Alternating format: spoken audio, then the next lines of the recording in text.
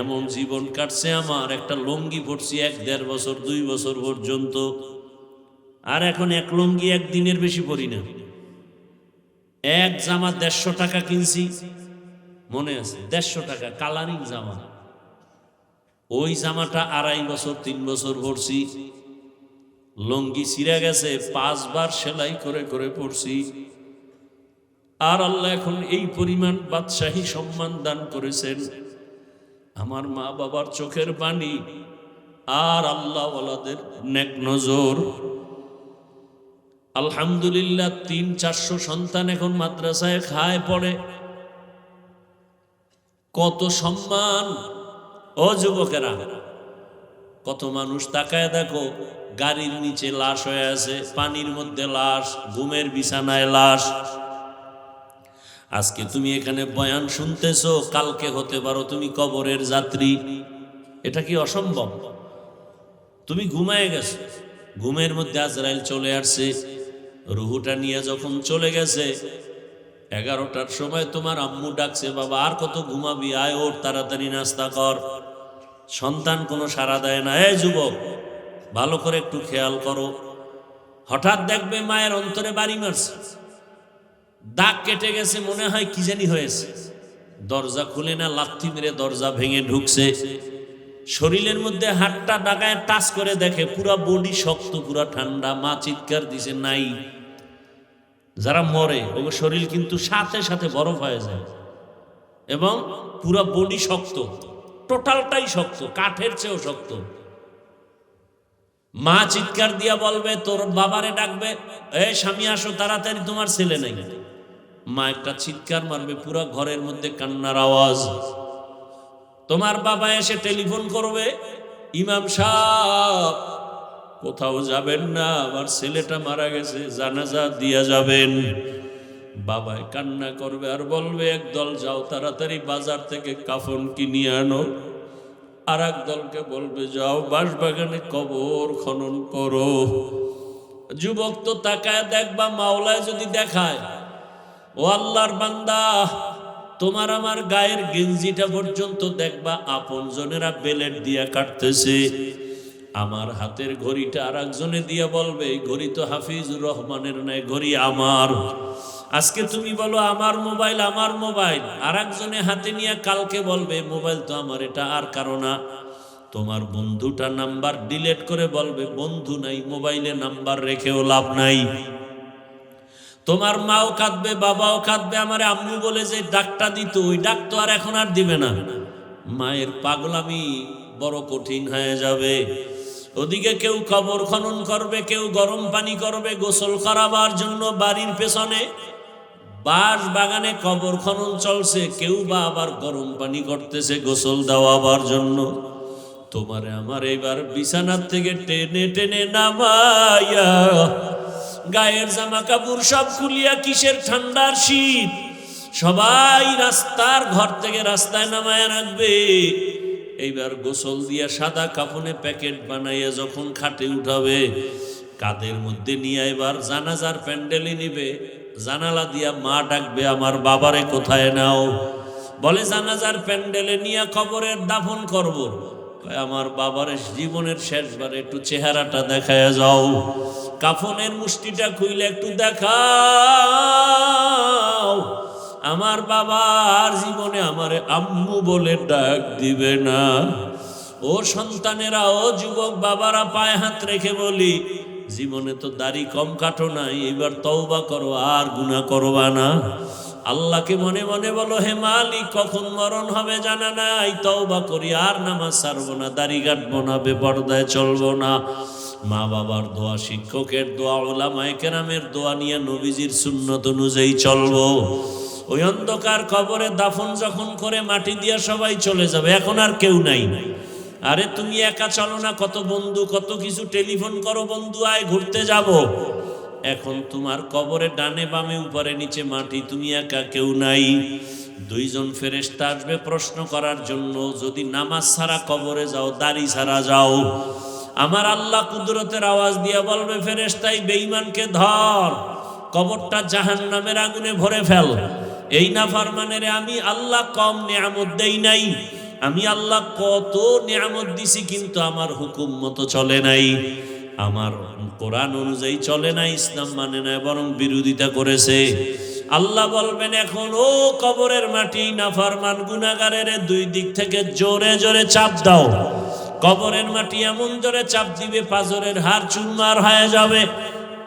ও যুবক, একটা বেতের বাড়ি সইতে পারো না, মশার কামড় সইতে পারো না, কবরের মাটির চাপ কেমন করে সহ্য করবা?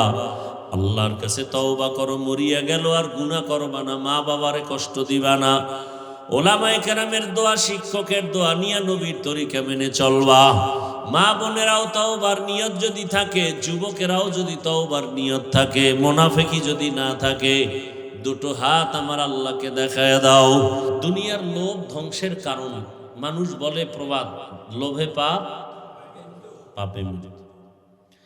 হুজুর টুজুর যা দেখেন, অলি আবদাল, গৌস কুতুব, যদি দেখেন ব্যালেন্স ঠিক নাই, কথাবার্তা উল্টা পাল্টা, মনে করবেন কিসের লোভে পড়ছে? দুনিয়ার লোভ। কিসের লোভ? দুনিয়ার প্রত্যেকটা মানুষ আল্লাহর বিরুদ্ধে যায়, রসুলের বিরুদ্ধে যায়, ইসলামের বিরুদ্ধে যায় একমাত্র দুনিয়ার লোভে। সেই লোভটা আবার তিন ভাগে ভাগ করা। কত ভাগ? এক ভাগ হলো হুব্বে যা, ক্ষমতার লোভ, চেয়ারের লোভ, সম্মানের লোভ। সম্মান, চেয়ার পাওয়ার জন্য আল্লাহর বিরুদ্ধে প্রয়োজনে, ইসলামের বিরুদ্ধে প্রয়োজনে উল্টা পাল্টা করে। কেন? ক্ষমতা টিকানোর জন্য। আছে না নাই? আর একটা লোভ হলো সম্পদের লোভ, টাকা। আমি যদি উল্টা পথে চলি তো টাকা পাবো, কাউরে যদি একটু মিথ্যা মামলায় জড়াইতে পারি তো টাকা পাবো। এরকম বদমাশ আমাদের সমাজে আছে না? আর একটা লোভ হলো হুব্বে নিসওয়ান, যৌবনের লোভ। যৌবনের লোভে পড়ে ইসলাম শেষ, মানবতা শেষ। এই তিনটা লোভে পড়ে গোটা দুনিয়া ধ্বংস। গোটা একেবারে সব মানুষ, একটা মানুষও এই তিন লোভের বাইরে ধ্বংস নাই, তিন লোভের ভেতর থেকেই ধ্বংস হয়ে গেছে, এখনো হচ্ছে চোখের সামনে। ফেরাউনের মতো বেঈমান নিঃস্ব থেকে একসময় অনেক কিছু পাইয়া চেয়ারে বৈশা এবার নিজেরে খোদা দাবি করছে, আসল আল্লাহকে বাদ দিয়া। কিসের লোভে? ক্ষমতার লোভ। ক্ষমতার নমরুদ ক্ষমতার লোভে পড়ে আল্লাহকে মারার জন্য রেডি হয়ে গেছে, যে আল্লাহর যদি মেরে ফেলা যায় ঝামেলা শেষ। এ বাঁশ দিয়া সিঁড়ি বানাইছে বিশাল, এরপরে তীর নিয়ে উঠছে, আল্লাহকে মারবে। তো মারছে, পাখির গায়ে লাগছে, রক্ত আসছে মাথায়, নিচে এসে দেখি যে আল্লাহরে মেরে ফেলছে এই রক্ত। সেই বেঈমানকে আল্লাহ ধ্বংস করতে ফেরেশতা লাগছে? কি লাগছে? একটা অসুস্থ মশার সাথে জুতা, পায়ের জুতা কপালে লাগায়, এটা কত বড় ভাগ্যের বিষয়। ডব্লিউ বুশের লাগছে, আমগো দেশে আবার মাঝে মাঝে এমপি মন্ত্রীর কপালেও লাগে। সান কপাল তো, এই জন্য লাগে। আল্লাহ হেদায়াত দান করুন। যৌবনের লোভে পড়ে আমগো দেশের এক এমবিবিএস ডাক্তার তাসলিমা নাসরিন শেষ। এমবিবিএস ডাক্তার, আবার সে একজন গবেষক, কোরআন পড়ে, তর্জমা করে, তাফসির পড়ে, আবার ভুল ধরে, আল্লাহর এই কথাটা ঠিক, ওইটা অঠিক। এভাবে করে করে জিন্দেগি বরবাদ করলো, যে এক পুরুষে 4 মহিলা রাখবে, বিবি রাখবে। এক মহিলা কেন 4 স্বামী রাখতে পারবে না? এটা নারীর উপরে একচেটিয়া জুলুম। আল্লাহ জালেম। কত বড় গবেষক! আবার নারীরা বোরকা পরে থাকবে, পুরুষেরা পরবে না, এটাও একটা একচেটিয়া জুলুম। এই বৈষম্য দূর করতে হবে। হ্যাঁ, বৈষম্য বিরোধী আন্দোলন করছে। তো বৈষম্য ঠিক রাখতে হলে এক সপ্তাহ পুরুষেরা ইমামতি করবে মসজিদে, আর এক সপ্তাহ মহিলারা, তো বৈষম্য ঠিক হবে। আবার এক সন্তান মহিলা পেটে নিবে, আর এক সন্তান পুরুষে পেটে ধারণ করবে, তো বৈষম্য হইল। বৈষম্য ঠিক রাখতে তৈরি করতে হবে। যেমন কয় বাবা মরে গেলে সম্পদ ছেলে যা পাইবে মেয়েকেও তার দিতে হবে, তাহলে এটা যদি মানো, সব জায়গায় বৈষম্য দূর করো। সম্ভব? কোনোদিন সম্ভব না। এই কতটি লুচ্চা পুরুষ আছে, চরিত্রহীন, জন্মের দোষ। এই কারণে এই বেশ্যা নারীদের পক্ষে আবার চিৎকার দেয়। আল্লাহ হেদায়াত দান করুন। তাসনিমে কি বলে আরো, আমার পেট তো আমার শরীরের অংশ, তাহলে আমার পেটে বাচ্চা তো আমি যেখান থেকে মনে চাই সেখান থেকে নিব। একজন পুরুষ আমাকে বাচ্চা দিবে, এটা তো হতে পারে না। দেশের সব মুসলমান উলামায়ে কেরাম তৌহিদি জনতা গর্জে উঠলেন আর বললেন, এই বেঈমান, যেখান থেকে মনে চায় সেখান থেকে পেটে বাচ্চা আমগো দেশের কুকুর নিরা নেয়, কোনো মানুষ নিতে পারে না। তাহলে তাসনিমা মানুষ না, ডাক্তার হয়েছে ঠিক, কিন্তু এটা কুত্তার চেয়েও খারাপ। যেমন আমাদের মধ্যে কিছু মানুষ এই যে প্যান্ডেলে বসা তসবি গুনতেছে, কবে আসবে সেই বরকতের ভোটের আগের রাত, সেদিন আমরা মোটামুটি বাজার দরে বিক্রি হয়ে যাব। খুব হাসতেছে, কি যে মজা না ওই পায়খানায়, খুব মজা, খুব মজা ওই পায়খানায়। লজ্জা শরম না থাকলে কিচ্ছু থাকে না মানুষের। ১৫০০ বছর আগে রসুল বলে গেছেন, আমি কিন্তু খুব আদবের সাথে বলছিলাম, আওয়াজ দিবেন না। আপনারা আমার কথাটা রাখতেছেন না।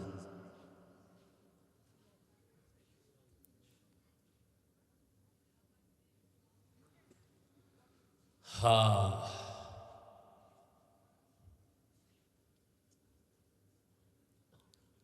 ১৫০০ বছর আগে রসুল বলেছেন, লা ঈমান লিমান লা হায়া আলা, যাদের লজ্জা নাই ওদের কোনো ঈমানই নাই। আল হায়াউ শু'বাতুম মিনাল ঈমান। ভাই, মোবাইলগুলো বন্ধ করা যায় না? এনে মোবাইলের কোনো কাম আছে আকাম ছাড়া? তুমি দেখো কাম, আসলে এটা আকাম। কোথায় বসছো তোমার তো জানা নাই। যেখানে তুমি বসছো এটা আল্লাহর কাছে কত দামি যে বসার সাথে সাথে গুনাহমাফ।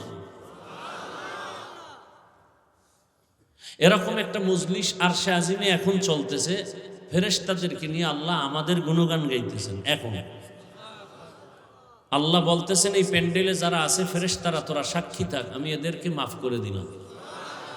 তো তুমি আকাম করো কেন মোবাইল হাতে নিয়ে? একটা মুফতির নাম আমাকে বলো সারা দুনিয়াতে কেউ বলতে পারে যে এই ওয়াজের প্যান্ডেলে বসে অনর্থক ছবি তোলা হালাল? কপালটা তো খারাপ কেন? আসছো বেহেশতের বাগানে সওয়াবের আশায়, করতেছো মোবাইল নিয়ে গুনাহ। ২৪ ঘন্টা এই মোবাইল, বাথরুমে মোবাইল, ঘরের বিছানায় মোবাইল। আল্লাহ দয়া করে বেহেশতের বাগানে নিছে, ঘন্টা ২ মোবাইল ছাড়া থাকাই যায় না। এত খারাপ কেন কপালটা?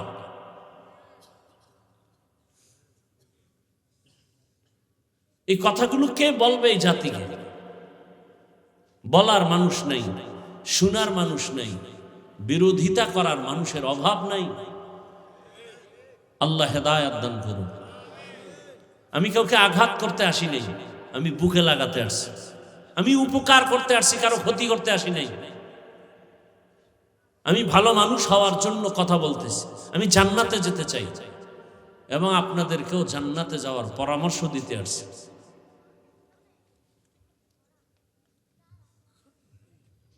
মিষ্টি মিষ্টি কথা বলে বয়ান করার অভ্যাস আছে তো, ঠান্ডা মাথায় প্রশংসা পাবো, কিন্তু না, আমাদের মূল উদ্দেশ্য তো না। মানুষের রোগ কোনগুলো বেশি জটিল, যেই রোগের কারণে অন্যান্য ইবাদত নষ্ট হয়ে যাবে, এগুলো তো বলতে হবে।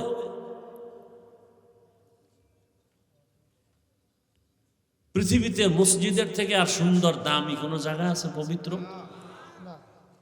যেখানে গেলে মানুষ বিড়ি থাকলেও বিড়ি ফেলে দেয়, টুপি না থাকলে টুপি মাথায় নেয়। এত সুন্দর একটা পবিত্র মসজিদের জায়গায় সুদখোর কেন কমিটিতে আসবে? আমি কোনো দলের পক্ষে কথা বলছি না, আমি শুরুতেই বলছি আমার কথার মূল থিম ইসলাম, কোরআন, হাদিস, আল্লাহ, রসুল। পৃথিবীতে এর থেকে আর পবিত্র জায়গা নাই মসজিদ, সেখানে সুদখোর আসবে কেন? যেই সুদখোরের আমল নামা, এই বেটা থাম, বেয়াদব,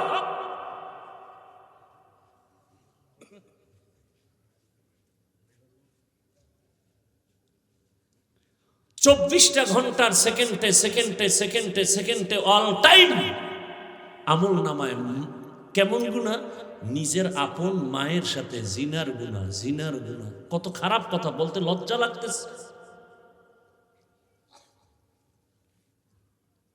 যারা সুদের খাতায় নাম লেখাইছে, এখন নামাজ হবে না, রোজা হবে না, তেলাওয়াত হবে না, হজ করলে কবুল হবে না, দান করলে সওয়াব পাবে না, মোনাজাত দিলে কবুল হবে না। কত কঠিন কথা। আল্লাহ স্পষ্ট কোরআনে বলছেন, বেঈমান রেডি থাক, আমি আল্লাহ নিজে তোর সাথে যুদ্ধ করতে রেডি। সে মসজিদের মতো পবিত্র জায়গায় ঢুকলো কিভাবে? শুধু আপনাদের কারণে ঢুকছে। আপনারা যে ভোটের আগে টাকা খাবেন আর তাদেরকে সারসার করবেন,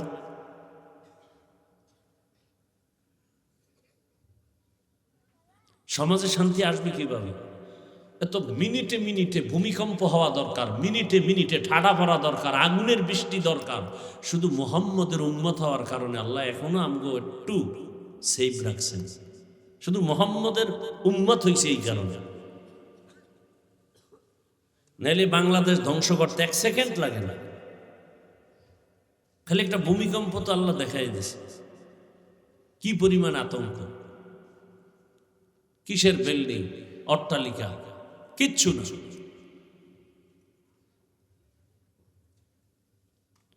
বাজারে যাবেন, একটা দামি মোটামুটি ভালো মুরগি কিনবেন 800 থেকে 1000 টাকা। একটা ছাগল কিনবেন ভালো মানের 15 থেকে 20,000। একটা গরু কিনলে কত? 1 লাখ। আর আমার সোনার বাংলার আশরাফুল মখলুক মানুষ, এরা ভোটের আগে বিক্রি হয় বাজার দরে মাত্র 500 টাকা করে বিক্রি। কয়েকদিন পরে দেখার মাইয়ের উপরে হামলা, বউয়ের উপরে হামলা, চিৎকার দেখা, খবরদার চিল্লাবি না, তোর মাইয়া পোলা 14 গোষ্ঠীর ইজ্জত কিনে নিছি না ভোটের আগে 500 টাকায়। এই আকামগুলো দেশে হয় না? হয় না? এর দোষ কি খালি যারা করে এদের, না আপনাদেরও আছে? হ্যাঁ, নিজের দোষটা দেখেন না কেন? একটা চেয়ারম্যান কোনোদিন হারাম খায় না, জনগণ আগে খাইয়া এরপর চেয়ারম্যানকে শিখায় যে এখন আমগো দে, বাড়িঘর বিক্রি করে ফকির হয়ে যা, এবার চেয়ারে বসে আমগো কপালে যা বরাদ্দ হবে সব তুই বয়ে বয়ে খাবি। তো চেয়ারম্যানরে তুমি আগে হারাম খাইয়া শিখাইছো, সে গিয়ে খায়, তা বিরোধিতা করো কেন? চেয়ারম্যান এই রাস্তার টাকা খেয়ে ফেলছে, গম উঠায় খেয়ে ফেলছে, তুমি যে ভোটের আগে খাইছো চেয়ারম্যানের ডা। এই জাতিকে সোজা করা ইসলাম ছাড়া কোনোদিন সম্ভব না, সম্ভব না। এক বেয়াদবকে সোজা করবে গোটা দেশ সোজা। নামি দামি একটা চোরের হাতের কবজা কাটবে, পুরো বাংলাদেশের হাত ঠিক। ইসলাম ছাড়াই জমিনে শান্তি আসবে না, কোনোদিন আসবে না। আমি মানি আর না মানি, কথা এটাই সত্য। শান্তির একমাত্র ঠিকানার নাম ইসলাম। আপনি না মানলেও ইসলাম, মানলেও ইসলাম। যেদিন আসবে সেদিন শান্তি, এর আগে শান্তির চিন্তা করাও ভুল।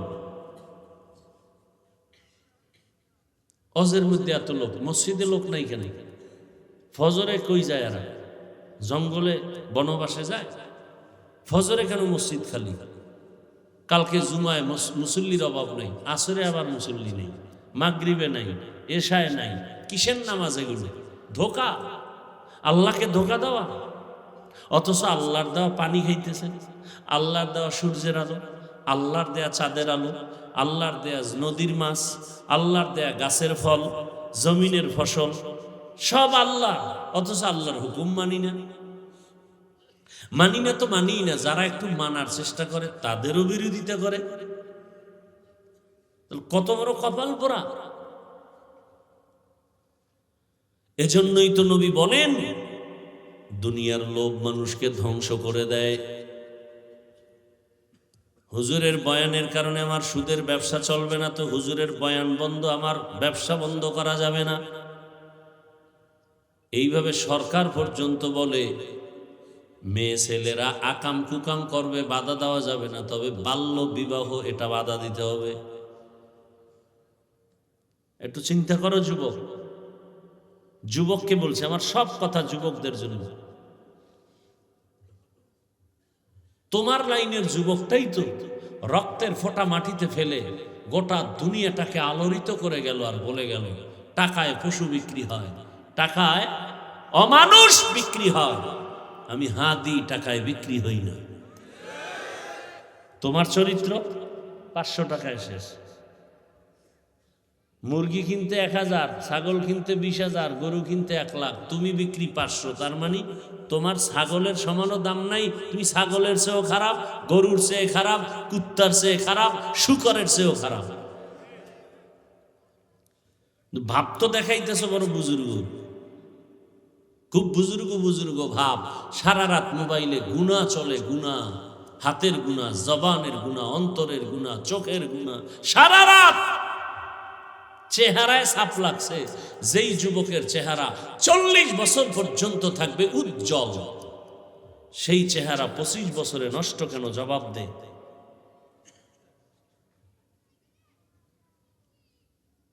পৃথিবীর কোন মেডিসিন ক্রিম দিয়ে এই চেহারা উজ্জ্বল করা যাবে না। রাইসুল মুফাসসিরিন আব্দুল্লাহ ইবনে আব্বাস রাদিয়াল্লাহু আনহু 1500 বছর আগে বলে গেছেন, মানুষ যদি গুনাহ করতে গিয়া সীমা লঙ্ঘন করে, নগদ শাস্তি 5টা। প্রথম শাস্তি, চেহারার নূর থাকবে না। দ্বিতীয় শাস্তি, ভাত খাবে কিন্তু ওই ভাত দিয়ে শরীরে ক্রিয়া করবে না, বরকত থাকবে না, শুধু অসুস্থই হবে। কি পরিমাণ গুনাহ করো মোবাইলের দ্বারা, কি পরিমাণ, কোনো সীমানা নাই। ঘরে ঘরে কি পরিমাণ সারা রাত অন্যায় চলে।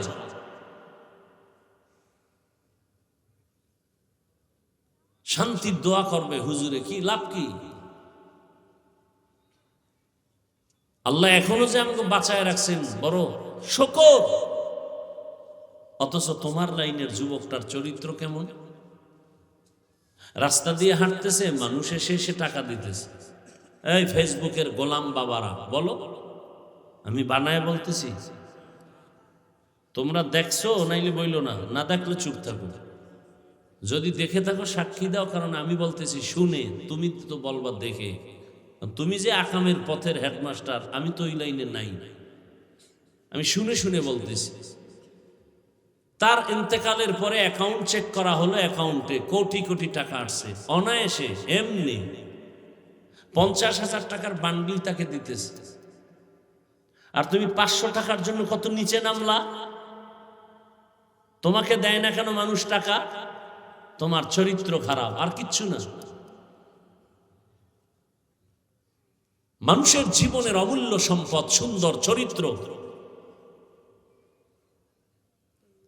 এক ব্যক্তি গোটা দুনিয়াকে পাগল করে এখনো আছে বেঁচে, সারা দুনিয়ার মানুষ তার পাগল, হোমিওপ্যাথিক ডাক্তার জাকির নায়েক। টাকার গরমে, ক্ষমতার গরমে, কি পুঁজির কারণে তাকে দুনিয়ার মানুষ এত ভালোবাসে? একমাত্র তার সুন্দর চরিত্র, নৈতিক আদর্শ। তোমাকে তোমার চরিত্রের কারণে কত খারাপ জানো? তোমার মা পর্যন্ত মনে মনে বলতে চায়, চাক্কার তলে পড়ে এত মানুষ মরে, আমার এই চরিত্রহীন সন্তানটা মরে না কেন? কারণ মহিলারা তোমার মাকে ধিক্কার দেয়, তোমার ছেলে বড় খারাপ। মায়ের কাছে কত কষ্ট লাগে। বাবায় বাজারে গেলে মানুষ খারাপ বলে, তোমার ছেলে না অমুক বেয়াদবটা, বাবা লজ্জায় মাথা নত করে। মা বাপ পারে না তোকে পাড়াইয়া মারে ফেলতে, মন চায় তুই মরে যা, চাকার তলে পড়ে মরে যা। মা কয়েকদিন কাঁদবে, কিন্তু এক স্থায়ীভাবে তো তোর বেয়াদবির থেকে মা নিরাপদ। এই কথাগুলো তো মা সন্তানকে বলে না, ভয় পায় যদি আবার মারে। এখন তো সন্তান এত বড় চূড়ান্ত বেঈমান, অসভ্য, যে মাকে মারে, বাবাকে মারে। এজন্য মা বাপ কথা বলে না, কলিজা কালা হয়ে গেছে দুঃখে দুঃখে। আর এই কুলাঙ্গারে আবার বন্ধুদের সাথে গর্ব করে, জানো কি, আমার মা বাবা না আমাকে অনেক ভয় করে। ও বেয়াদব, লিখে রাখো, মা বাবা তো সন্তানকে ভয় করবে না, ভালোবেসে কপালে চুমা খাবে, ঠিক না? লিখে রাখ। লেখার পরে বাধাই করে ঘরের দরজায় টানায় রাখবি কথাগুলো। মা বাবা ওই সন্তানকেই ভয় পায় যেই সন্তান সমাজের চরিত্রহীন এবং বেয়াদব।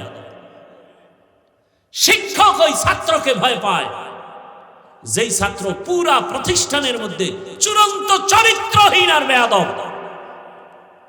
নম্র ভদ্র চরিত্রবান কোন সন্তানকে মা ভয় পাবে না, বাপ ভয় পাবে না, বরং মা বাপ মনে করবে ওর কাছে আমার নিরাপদ।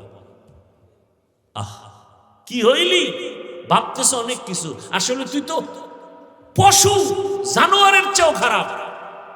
এই কথাগুলো কে বলবে? পাও ধরলে কি তুমি ফিরবা? বলো আমি নিচে নেমে আসি। যদি বলো পাও ধরলে ফিরে যাবা, বলবা ফেরার কোনো তো লাইন নেই হাফিজ ভাই। আচ্ছা বলো, তুমি আমাকে জবাব দাও, তোমার লাইনের যুবক কি স্কুল কলেজে পাঁচ ওয়াক্ত নামাজি নাই? তাহলে জুতা খুইলে তোর কপালে বাড়ি মার। যে তোর ক্লাসে, তোর স্কুলে বহু ছাত্র নামাজি, তুই পারো না কেন? তোর কপালে তো খারাপ কেন? তোমার লাইনের যুবক র্যাব, আর্মি, পুলিশ, বিডিআর এর চাকরি করে, ওসিডিসি, দাড়িওয়ালা নামাজি নাই? মিথ্যা বলছি? ঢাকা কলেজের বারান্দায় গিয়া তাকাও, কত ছাত্র কলেজে ঢুকে পাগড়ি, দাড়ি, বড় জামা। যাও, তোমার কপাল খারাপ কেন? অবশ্যই মা বাবার অভিশাপ লাগছে। ও ব্যবসায়ী বাবারা, আপনাদের ব্যবসায়ীদের মধ্যে নামাজি দাড়িওয়ালা নাই? তাহলে আপনার কপাল এত নষ্ট কেন? এখন কি করবেন? জিদ কইরা দুনিয়া ছাইরা চলে যাবে না? তওবা করেন।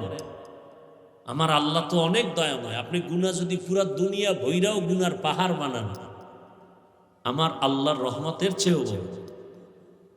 খালি বলবেন আল্লাহ আমাকে মাফ করে দেন। আল্লাহ বলবে তুই গুনাহ করছো 50 বছর, মাপ চাইলি মাত্র আধা সেকেন্ডে, আর আমি তোকে মাফ করে দিলাম আরো কম টাইমে। তোর জীবনের 50-70 বছরের গুনাহ 1 সেকেন্ডে মাফ।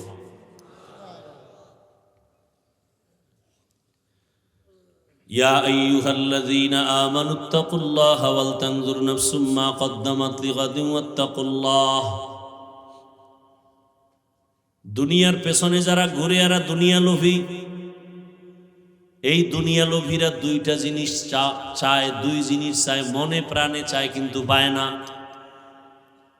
বউ সাইরা, বাই সাইরা সব দুনিয়ার পেছনে ঘুরে, ক্ষমতার পেছনে, টাকার পেছনে, যৌবনের পেছনে দুইটা চায়। এক চায় শান্তি, আর একটা চায় সম্মান। কিন্তু দুনিয়াদার শয়তানগুলো একটাও শান্তিতে নাই, সম্মানেও নাই। যেই পুলিশ সেলিউট দেয়, র্যাব সেলিউট দেয়, এরাই যদি হ্যান্ডকাপ লাগায়, এটা কিসের সম্মান? যেই জনগণ ভোটের পরে ফুলের মালা দেয়, এরাই যদি আবার জুতার মালা লইয়া মিছিল দেয়, কিসের সম্মান? এর চেয়ে তো আমি ফকির কুয়াকাটার থেকে আসছি, সম্মান তো আমার বেশি। আমার আওয়ামী লীগ নাই, বিএমপি নাই, কেউ নাই, আমরা তো আছি। কি? আর এরা তো সম্মান পাইতে পাইতে টাকা দিয়ে কিনছে না সম্মান। টাকার মেয়াদ শেষ, সম্মানও শেষ।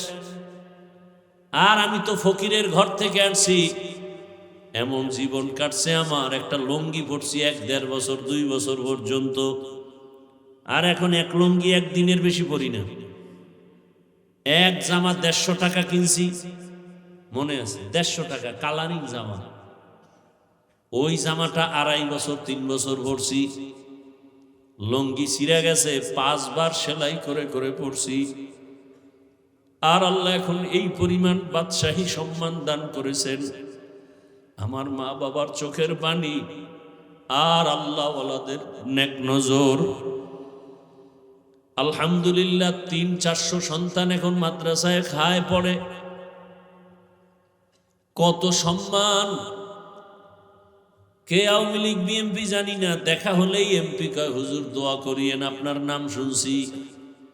বড় কোটিপতি ফ্যাক্টরির মালিক দেখা হলে বলে হুজুর দোয়া করিয়েন, অনেক নাম শুনছি। এর থেকে আর সম্মান লাগে কিছু? আমাদের এই চেয়ারের কোনো মেয়াদ আছে? এদেরকেই বলে মুকুটহীন সম্রাট। যে এমপি পর্যন্ত দোয়ার জন্য দাঁড়ায় থাকে, এটির মুকুটহীন সম্রাট। আর তোমরা দল করতে করতে বউ চেনো না, মাইয়া বলা চেনো না, দলের নেতারে এমন ভাবে চেনো, দল করতে করতে গিয়া এমপি যখন হইয়াই যায়, টাইম সিরিয়াল ছাড়া তোমার সাথে আর দেখা করে না। কি? আর আমরা যেখানে দেখা করতে যাই, হুজুর আসবেন, এই সব বন্ধ এখন, হুজুরকে আগে বিদায় করে দেই। সম্মান কে দিছেন? আর তোমরা টাকা দিয়ে সম্মান কিনবা, টাকার মেয়াদ শেষ, সম্মান শেষ। দুনিয়া লোভের পিছনে তো আচ্ছা ঘুরছো, তো এবার ফেরো। মনে একটা শখ ছিল যে পার্কে গেলে যেন কি মজা, আচ্ছা নিছো তো, এবার ফিরো।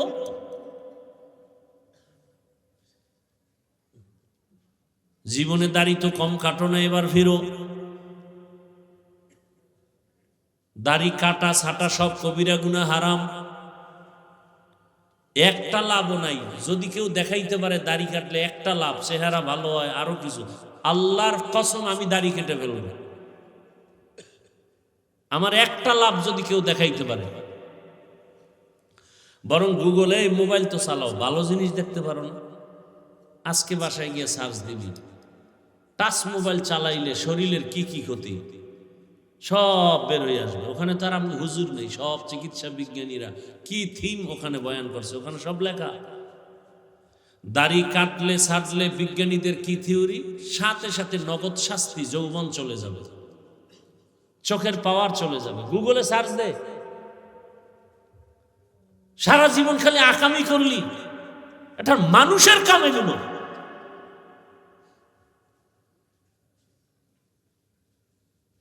ভালো জিনিস কত কিছু, গবেষণার দেখার মতো জিনিস আছে, জানার মতো কত জিনিস। আজকে মুসলমান সার্চ দিবি বাইতুল্লাহ কি, বাইতুল্লাহর ইতিহাস কি, পড়বি 10 মিনিট পর ডেলি। মদিনাতুল মুনাওয়ারা মুসলমানের কলিজার স্থান, কি সেটা মাঝে মাঝে পড়ো, ইসলামের ইতিহাস পড়ো। সমস্যাটা কোথায়? তুমি যদি সমাজে নেতৃত্ব দিতে চাও, তোমার অলরাউন্ডার হতে হবে, জ্ঞান অর্জন করতে হবে। আমি তো চাই তুমি আসো, নতুন করে ঘুরে দাঁড়াও। মোবাইলটা 5-7 বছরের জন্য পানিতে ফেলে দাও, জিদ করে দাঁড়ায় যাও যে না আমি একটা আদর্শবান ডাক্তার হব। চরিত্র ঠিক রেখে দাঁড়াও, 3 জায়গার দোয়া নিয়ে দাঁড়ায় যাও। আমি আল্লাহকে সাক্ষী রেখে বলে গেলাম, তুমি গোটা দেশের মধ্যে মুকুটহীন সম্রাট হয়ে যাইবা। 3 জায়গার দোয়া লাগবে আর চরিত্র ঠিক লাগবে, না হয় হবে না। তুমি যদি পুরা বাংলাদেশে এক হও, চরিত্র যদি খারাপ থাকে, শেষ, তোমার জিন্দেগি বরবাদ। কোনো বেঈমানও তোমাকে সাপোর্ট দিবে না, কারণ চরিত্র মানুষের অমূল্য সম্পদ। আমি চাই তুমি ডাক্তার হও, engineer, professor, OC, DC, SP হয়ে যাও, এমপি মন্ত্রী হও, তবে বেয়াদব হইও না। তবে চরিত্র ঠিক রাখো আর 3 জায়গার দোয়া নিয়ে চলো, জীবনটা সফল। কয় জায়গার দোয়া? 1 নম্বরে মা বাবার দোয়া, 2 নম্বরে শিক্ষকের দোয়া, তৃতীয় হলো ওলামায়ে কেরামের দোয়া। লিখে রাখ, এই কথাগুলো মনে থাকবে না। এই 3 জায়গার দোয়া যদি নিয়ে ডাক্তারও হও, আল্লাহর কসম গোটা দুনিয়াতে তোমার সম্মান বেড়ে যাবে। আজকে 500 টাকার জন্য পাগল হইছ, আল্লাহ এই পরিমাণ টাকা দিবে, 2 হাত দিয়ে নিয়েও তো শেষ করতে পারবা না। হালাল আসবে, হালাল, হারাম না। তবে চরিত্র ঠিক লাগবে আর কি, 3 জায়গার শেষ উলামায়ে কেরামের দোয়া। ওই যে বললাম কলেজে গিয়া দেখো পাগড়িওয়ালা ছাত্র ঢাকা কলেজে পড়ে, মনে হয় যেন মসজিদের কোনো খতিব, অথচ আরবি ভালো করে পারে না। জিজ্ঞাসা করলাম, বাবা তোমার এই হালাত কেন? বলে, আমার আব্বু আম্মু অনেক আদর্শওয়ালা বানাইছে। আমার আব্বু আম্মু খানা দেয় আর বারবার আমাকে সবক দেয়, বাবা জীবনে যাই করো না করো মিথ্যা বলবা না, কারো ক্ষতি করবা না। মা বাবার এটাই সবক, জীবনে কারো ক্ষতি করবা না, মিথ্যা কথা বলবা না, কারো হক নষ্ট করবা না, কারো চরিত্রের উপর আক্রমণ করবা না। শিক্ষক দোয়া করছে, লেখাপড়ায় 8 নাম্বার হয়ে গেছি, ওলামায়ে কেরাম দোয়া করছে। এ কারণে আমার মাথায় টুপি, দাড়ি, নামাজ পড়ি, 5 ওয়াক্ত বড় জামা পরি, ক্লাস করি। আফসোস করা দরকার ওদের দিকে তাকায়। অথচ তোমারে পাও ধরে ধরে বলার পরেও তুমি নামাজ পড়তে চাও না। আজরাইল যদি ঘুমের মধ্যে আসে নাকি আসবে না? ঘুমের মধ্যে যদি আল্লাহ পাঠায় দাঁড়, এসে যদি দেখে তোমার কানের মধ্যে গানের তার লাগানো, কি জবাব দিবা আমার আল্লাহর দরবারে? অনুরোধ করে বলি, যুবক বাবা এখনো সময় আছে, তওবা করে নাও। জীবনে তো পার্কে পার্কে কম ঘুরলা না, এবার আল্লাহকে বইলা বইলা মনে মনে তওবা করো। মনেরে বুঝাও, হে মালিক, আমার মতো যুবক যদি স্কুলে কলেজে পড়ে, চাকরি করে, ব্যবসা করে, রাস্তায় গাড়ি চালায়, নামাজ পড়ে, আমি পারবো না কেন? নদীর মধ্যে কত মানুষ কাজ করে, নামাজ ছাড়ে না, আমি পারি না কেন? জমিনে কৃষি কাজ করে কত মানুষ, জেনারেল লাইনে থাকিয়া তারপরও নামাজ ছাড়ে না, আমি পারি না কেন? আমি তো জীবনে দাড়ি কম কাটলাম না, বেপরদায় কম দৌড়াইলাম না, মোবাইলে গুনাহ কম করলাম না, পার্কে কম দৌড়াইলাম না, কত নামাজ ছাড়লাম আর কত বাজে পথে চললাম। আজকে থেকে তৈরি হয়ে যাইতে চাই, আল্লাহ আর গুনাহ করব না, দাড়ি কাটবো না, বেপরদায় চলবো না, মা বাবার সাথে বেয়াদবি করব না। শিক্ষকের দোয়া নিয়ে, উলামায়ে কেরামের দোয়া পরামর্শ নিয়ে নবীর আদর্শ মেনে চলবো। ও পর্দার আড়ালের মা বোনেরা, মাইকের আওয়াজ শুনতেছেন, আপনাদের মতো মা বোন এই এলাকায় কি নাই? নামাজ পড়ে, পর্দা করে? নাই? ভিন্ন লাইনের মা বোনদেরকে বলবো, আপনারা কেন মার্কেটে মার্কেটে ঘুরিয়া নিজেদের চরিত্র নষ্ট করেন? সন্তানের কি ভবিষ্যতের চিন্তা করেন না? এরে আব্বা জান, আম্মা জানেরা, আপনি যদি ভালো আদর্শ রেখে যেতে পারেন, সন্তানটা এক সময় গর্ব করবে আর দোয়া করবে, আমার আব্বু আম্মু কতই যে ভালো ছিল, আমার আব্বু আম্মু কখনো ঝগড়া করে নাই, গালাগালি করে নাই, মোবাইলে বেগানার চেহারা দেখে নাই, নাটক দেখে নাই, রাত্রের বেলা গান শুনে নাই, আজান হলে আমার আম্মু নামাজে দাঁড়ায় যেত, আমার আব্বু জানো মায়ের সহযোগিতা করত, কোনোদিন মায়ের উপরে জুলুম করে নাই, আমার আম্মু আমার বাবার খেদমত করত, কখনো বাবার চোখের দিকে তাকায় বাজে কথা বলে নাই, মোবাইলে অযথা সময় নষ্ট করে নাই। সন্তান এগুলো দেখবে, বলবে আর দোয়া করবে, আমার আব্বু আম্মুরকে তুমি মাফ করো। ও মা বাবারা, ভালো করে শুনেন, আর যদি আপনি চরিত্র নষ্ট করে কবরে যান, সন্তানরা এক সময় ধিক্কার দিয়া বলবে, আমি কেমনে ভালো হব, আমার মা বাবা তো বড় খারাপ ছিল, আমার মা বাবার ভেতরে কোনো মোহাব্বত ছিল না, ভালোবাসা ছিল না, ঝগড়া ঝগড়া গালাগালি, আমার মা বাবায় মোবাইল নিয়ে ব্যস্ত, নাটক গান নিয়ে ব্যস্ত, নামাজ নাই, রোজা নাই, আমার মা বাবার চরিত্র এত খারাপ, আমি কেন ভালো হব, আমার তো রাস্তা নাই।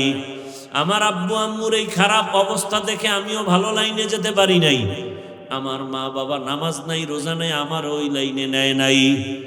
আব্বা আম্মা যারা আছেন, এখনো সময় আছে তওবা করার।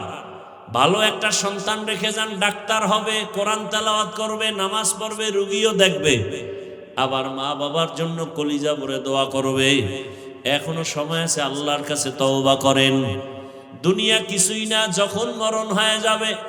ও যুবকেরা, কত মানুষ তাকায় দেখো, গাড়ির নিচে লাশ হয়ে আছে, পানির মধ্যে লাশ, ঘুমের বিছানায় লাশ। আজকে তুমি এখানে বয়ান শুনতেছো, কালকে হতে পারো তুমি কবরের যাত্রী। এটা কি অসম্ভব? তুমি ঘুমায় গেছো, ঘুমের মধ্যে আজরাইল চলে আসছে, রুহুটা নিয়ে যখন চলে গেছে 11টার সময় তোমার আম্মু ডাকছে, বাবা আর কত ঘুমাবি, আয় ওঠ, তাড়াতাড়ি নাস্তা কর। সন্তান কোনো সাড়া দেয় না। এই যুবক, ভালো করে একটু খেয়াল করো। হঠাৎ দেখবে মায়ের অন্তরে বাড়ি মারছে, দাগ কেটে গেছে, মনে হয় কি জানি হয়েছে। দরজা খুলে না, লাথি মেরে দরজা ভেঙে ঢুকছে। শরীরের মধ্যে হাতটা ডাগায় টাচ করে দেখে পুরা বডি শক্ত, পুরা ঠান্ডা। মা চিৎকার দিছে, নাই। যারা মরে ওর শরীর কিন্তু সাথে সাথে বরফ হয়ে যায় এবং পুরা বডি শক্ত, টোটালটাই শক্ত, কাঠের চেয়েও শক্ত। মা চিৎকার দিয়া বলবে, তোর বাবারে ডাকবে, এই স্বামী আসো তাড়াতাড়ি, তোমার ছেলে নাই।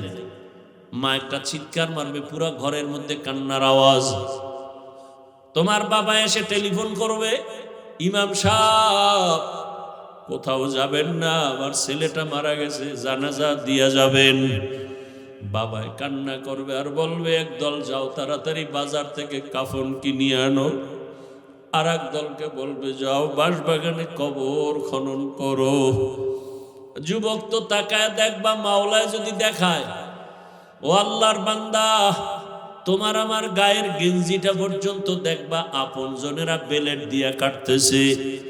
আমার হাতের ঘড়িটা আর একজনে দিয়া বলবে, এই ঘড়ি তো হাফিজুর রহমানের নাই, ঘড়ি আমার। আজকে তুমি বলো আমার মোবাইল, আমার মোবাইল, আর একজনে হাতে নিয়ে কালকে বলবে মোবাইল তো আমার, এটা আর কারো না। তোমার বন্ধুটা নাম্বার ডিলিট করে বলবে বন্ধু নাই, মোবাইলে নাম্বার রেখেও লাভ নাই। তোমার মাও কাঁদবে, বাবাও কাঁদবে, আমার আম্মু বলে যে ডাকটা দিত, ওই ডাক তো আর এখন আর দিবে না। মায়ের পাগলামি বড় কঠিন হয়ে যাবে। ওদিকে কেউ কবর খনন করবে, কেউ গরম পানি করবে গোসল করাবার জন্য। বাড়ির পেছনে বাঁশ বাগানে কবর খনন চলছে, কেউ বা আবার গরম পানি করতেছে গোসল দেওয়াবার জন্য। তোমারে আমার এবার বিছানার থেকে টেনে টেনে নামাইয়া গায়ের জামা কাপড় সব খুলিয়া, কিসের ঠান্ডার শীত, সবাই রাস্তার ঘর থেকে রাস্তায় নামায়া রাখবে। এইবার গোসল দিয়া সাদা কাফনে প্যাকেট বানাইয়া যখন খাটে উঠাবে, কাদের মধ্যে নিয়ে এবার জানাজার প্যান্ডেলে নিবে। জানালা দিয়া মা ডাকবে, আমার বাবারে কোথায় নাও? বলে জানাজার প্যান্ডেলে নিয়ে কবরের দাফন করব। আমার বাবার জীবনের শেষবার একটু চেহারাটা দেখায় যাও, কাফনের মুষ্টিটা খুইলে একটু দেখাও। আমার বাবার জীবনে আমারে আম্মু বলে ডাক দিবে না। ও সন্তানেরা, ও যুবক বাবারা, পায়ে হাত রেখে বলি, জীবনে তো দাড়ি কম কাটো নাই, এবার তওবা করো, আর গুনাহ করবা না। আল্লাহকে মনে মনে বলো, হে মালিক, কখন মরণ হবে জানা নাই, তওবা করি, আর নামাজ ছাড়বো না, দাড়ি কাটবো না, বেপরদায় চলবো না। মা বাবার দোয়া, শিক্ষকের দোয়া, উলামায়ে কেরামের দোয়া নিয়ে নবীজির সুন্নত অনুযায়ী চলবো। ওই অন্ধকার কবরে দাফন যখন করে মাটি দিয়া সবাই চলে যাবে, এখন আর কেউ নাই। আরে তুমি একা চলো না, কত বন্ধু, কত কিছু টেলিফোন করো, বন্ধু আয় ঘুরতে যাব।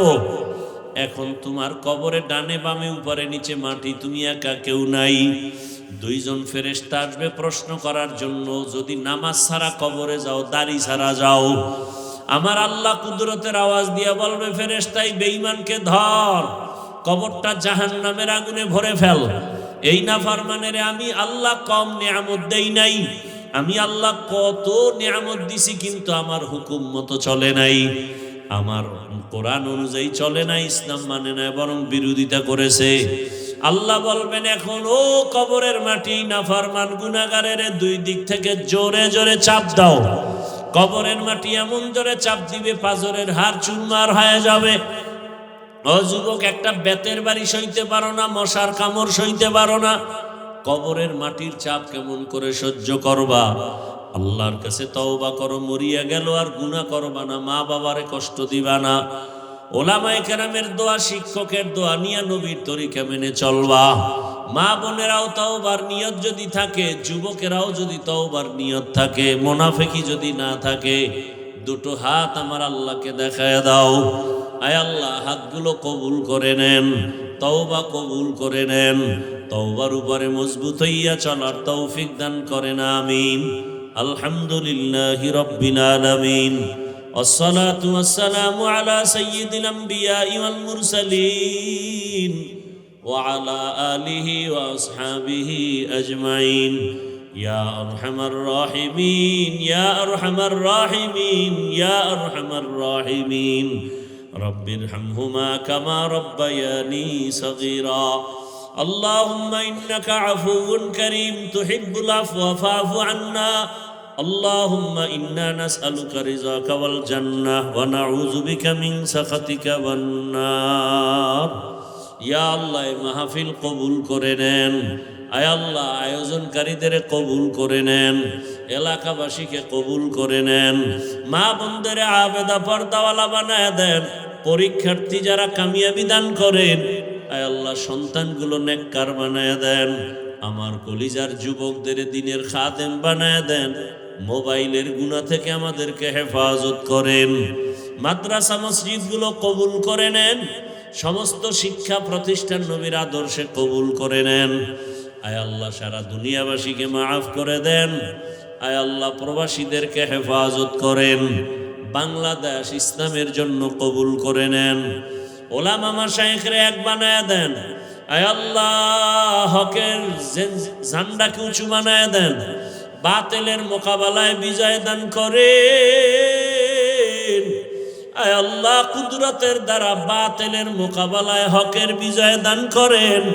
আয় আল্লাহ বাতিলের নেফাকি জাহের করে মুমিনের ঈমান আমল হেফাজতের ব্যবস্থা করে দেন, বাতিলকে বাতিলের দ্বারা দমন করে দেন।